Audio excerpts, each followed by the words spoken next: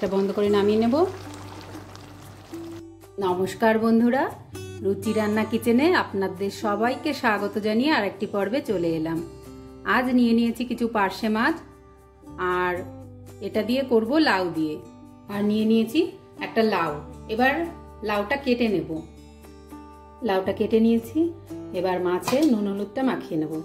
প্রথমে দিয়ে দিচ্ছি লবণ, এবার হলুদ। নুন হলুদটা মাছের গায়ে ভালো করে মাখিয়ে নেব। এবার চলে যাব রান্নাতে। উনানে কড়াই গরম করতে দিয়ে দিয়েছি, এবার দিয়ে দেবো সর্ষের তেল। এবার দিয়ে দেবো মাছ এক এক করে। সব মাছগুলো দিয়ে দিয়েছি। মাছগুলো এক পিঠ হয়ে গেছে, উল্টে দেবো।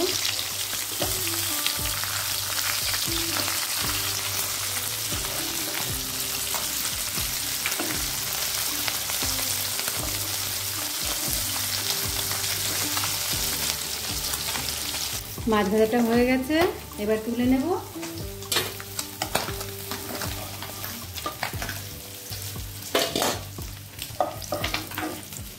এবার আমি এই কড়াইটা পাল্টে অন্য একটা কড়াই দিয়ে বসিয়ে দিচ্ছি।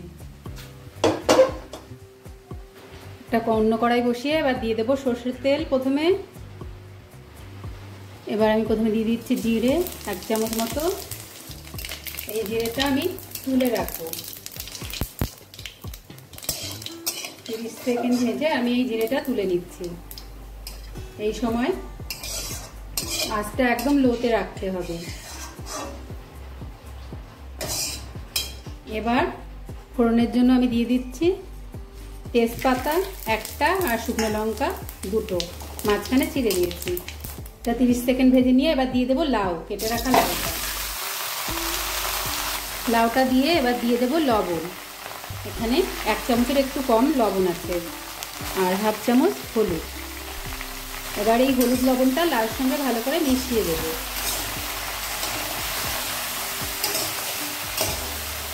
এই লাউটা আমি 1 মিনিট মতো কষিয়ে নিলাম হলুদ লবণ দিয়ে। এবার আমি ঢেকে দেব। 15 মিনিট হয়ে গেছে, ঢাকনা তুলে দেখে নেব।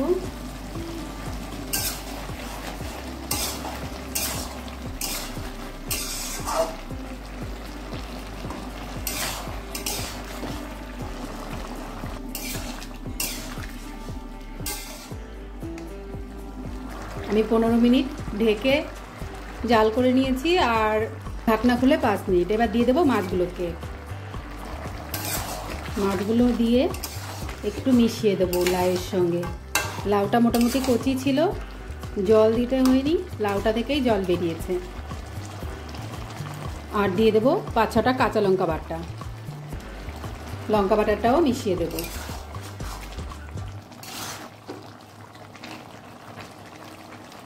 লঙ্কা বাটা আর মাছটা দেওয়ার পরে আর 2 মিনিটের জন্য আমি ঢেকে দেবো এটা। আর আঁচটা একদম লোতে করে দিয়েছি। 2 মিনিট হয়ে গেছে, ঢাকনাটা তুলে নেব। আর সব শেষে দিয়ে দেবো জিরা বাটা। যে জিরাটা ভাজার সময় আমি ফোড়ন দিয়েছিলাম তখন তুলে রেখেছিলাম, সেটাই আমি দিয়ে দিচ্ছি। জিরা বাটাটা দিয়ে মিশিয়ে আমি নামিয়ে নেব।